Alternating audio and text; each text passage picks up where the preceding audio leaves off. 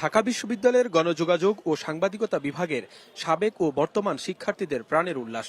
বিকেলে টিএসসিতে বার্ষিক সাধারণ সভার এই আয়োজন রূপ নেয় উৎসবে। অনেক দিনের অদেখা ঘুচিয়ে স্মৃতির ঝাঁপি খুলে বসেছেন সাবেকরা। আড্ডায় যুক্ত হয়েছেন বর্তমান শিক্ষার্থীরাও। ছিলেন বিভাগে সাবেক শিক্ষার্থী ও সরকারের মন্ত্রী শেখ রবিউল আলম।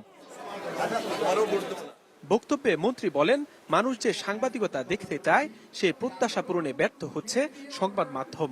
জার্নালিজমের ছাত্ররা যে কোনো মানুষ শিখছে, যে কোনো শিক্ষার্থীর চেয়ে ব্যতিক্রম, পরিপূর্ণ, পরিপক্ক এবং যে কোনো পরিস্থিতিতে অ্যাডজাস্ট করা, অ্যাবজর্ব করা, ফেস করা তারা জানে। আমাদের জাতির একটা দুর্ভাগ্য আছে, সেটি হচ্ছে যারা মাস কমিউনিকেশন জার্নালিজমে পড়াশোনা করেন তারা সবাই সাংবাদিক হতে চান না। যদি চাইতেন যে সাংবাদিকতার যতটুকু রুগ্ন দশা আছে এটা আমার মনে হয় থাকতো না।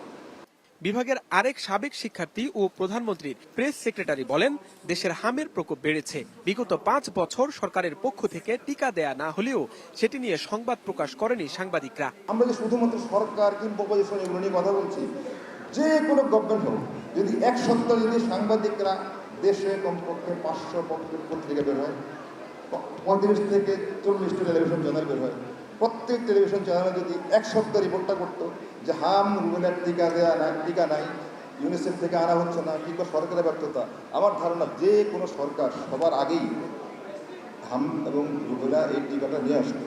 এর আগে গণযোগাযোগ ও সাংবাদিকতা বিভাগের অ্যালামনাই অ্যাসোসিয়েশনের নির্বাচনে ভোট দেন বিভাগের শিক্ষার্থীরা।